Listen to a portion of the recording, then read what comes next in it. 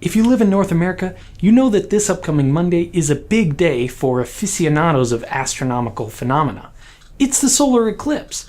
And if you haven't already, you need to get some of these glasses that let you look directly at the sun. But the sun's angular diameter in our sky is only half a degree. It's smaller than your thumbnail at arm's length, and that's pretty small. I won't be in the path of totality this time, but I will be at an elementary school here in San Antonio enjoying the eclipse with students. And as usual when I talk to kids, I'm feeling compelled to try and make this experience just a bit more visceral. Just like Mythbusters with explosions, I figure the best way to increase the excitement of a solar eclipse is to make it bigger. Hey, I'm Grady, and this is Practical Engineering. On today's episode, we're building a sun funnel.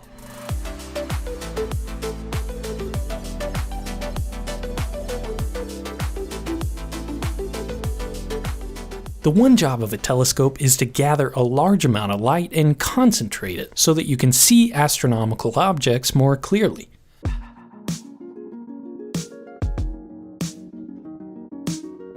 That's perfect for faint subjects like planets or nebula, but it's not ideal for our nearest star, the sun. Even looking at the sun with no magnification can damage your vision, and magnifying those harmful rays is just going to make things worse. So, how can we get a bigger view of the sun safely? There's essentially two ways. First, you can use a solar filter that works just like the eclipse glasses, blocking out the majority of the light so that you can safely see the sun through your telescope.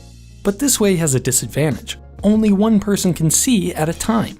Not ideal if you're trying to share the excitement with a crowd. The second way is to use the telescope to project an image of the sun on a screen, and that's the basis of the sun funnel. Telescopes and binoculars use lenses or curved mirrors to concentrate light. Normally, the optics are aligned to focus light onto the retina of your eye. But if you move your eye out of the way, the light keeps going. Put a screen in front of it, and now you've got a projection. It really is as simple as holding up a screen in front of the eyepiece, but the sun funnel solves two practical problems with this. One, it automatically keeps the projection screen in the correct orientation to the eyepiece, even as you move your telescope around to follow the sun. And two, it keeps anyone who doesn't know better from looking through the telescope at the sun and accidentally blinding themselves. My design is based on a guide published on NASA's website that I'll link down below. They used a plastic funnel, but I decided to make mine using this thin gauge aluminum sheet. I used pop rivets to fasten the edges. You can size the funnel based on your telescope, eyepiece, and how large you want the sun to be using a fairly simple formula. The eyepiece to my telescope slipped into the small end of the funnel, and I connected it with a hose clamp. On the other end, I stretched a piece of vinyl shower curtain to act as a rear projection screen. The last part of the project is to stop down the aperture on my telescope.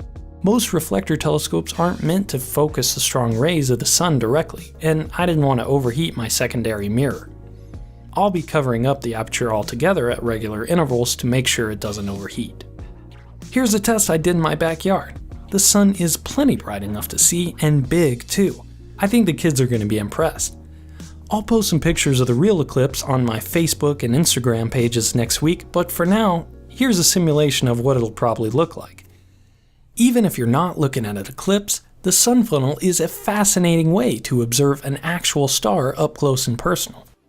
I hope you liked this quick project, and for those of you in North America, I hope you get a chance to see the eclipse next week. Thank you for watching, and let me know what you think.